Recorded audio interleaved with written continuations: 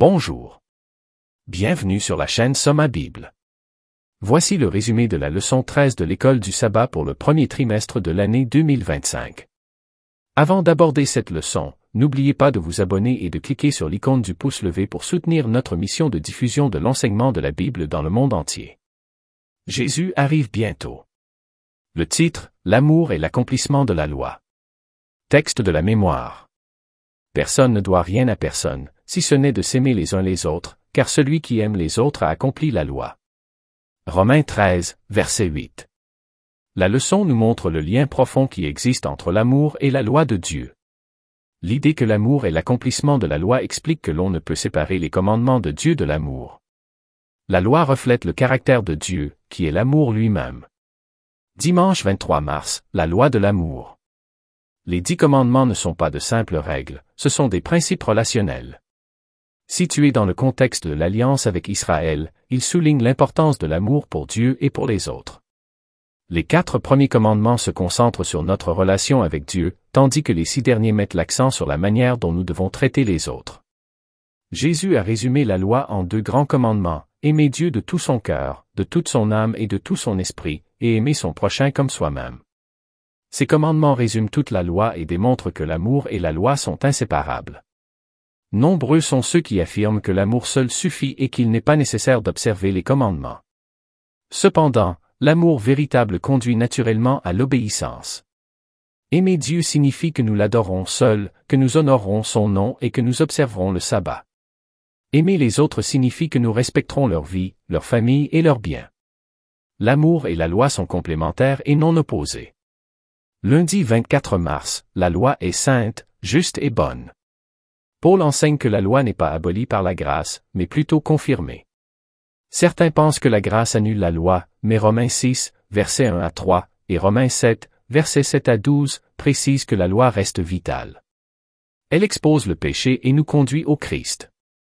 Le verset 12 de l'Épître aux Romains affirme que la loi est sainte, et le commandement est saint, juste et bon. La loi ne sauve pas, mais elle révèle notre péché et nous montre que nous avons besoin d'un sauveur. Jésus a déclaré qu'il était venu non pas pour abolir la loi, mais pour l'accomplir. Puisque la loi de Dieu reflète son caractère immuable, elle demeure un guide moral pour les croyants d'aujourd'hui. Mardi 25 mars, la loi et la grâce. La loi et la grâce sont souvent considérées comme opposées, mais elles fonctionnent ensemble. L'Ancien Israël considérait le don de la loi comme un acte de grâce parce qu'elle fournissait des conseils clairs sur la manière de vivre dans la justice. Contrairement au Dieu païen, qui était imprévisible, le Dieu d'Israël révélait sa volonté et souhaitait le bien-être de son peuple. Cependant, en raison du péché humain, la loi ne peut pas changer les cœurs. C'est pourquoi Dieu promet une nouvelle alliance dans Jérémie 31, versets 31 à 34. Sous cette alliance, la loi sera écrite dans le cœur des croyants. Jésus a expliqué cette transformation par l'expression « naître de nouveau ». Le salut vient par la grâce, par le moyen de la foi, Éphésiens 2, verset, émoticône, n'en croyant pas ses yeux. Nous n'observons pas la loi pour mériter le salut, mais parce que nous sommes sauvés. L'amour pour Dieu entraîne naturellement l'obéissance. Mercredi 26 mars, l'amour est l'accomplissement de la loi. Dans le livre des Romains, chapitre 13, versets 8 à 10, nous voyons que l'amour accomplit la loi. Paul énumère plusieurs commandements et les résume en disant « Tu aimeras ton prochain comme toi-même ».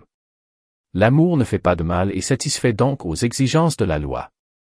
Jésus a mis l'accent sur les aspects les plus importants de la loi, à savoir la justice, la miséricorde et la foi.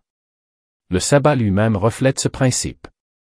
Dans Deutéronome 5, versets 12 à 15, il est lié à la libération de l'esclavage, ce qui montre que le sabbat n'est pas seulement un jour de culte, mais aussi un symbole de justice et de miséricorde.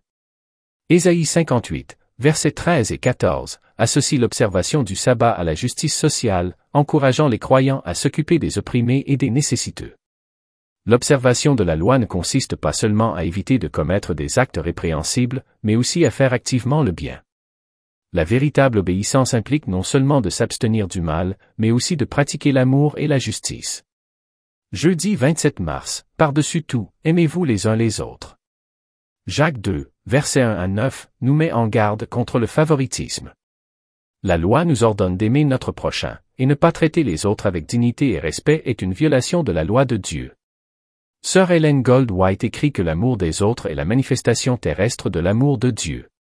Lorsque nous aimons comme Jésus l'a fait, nous sommes prêts pour le ciel parce que nous avons le ciel dans notre cœur.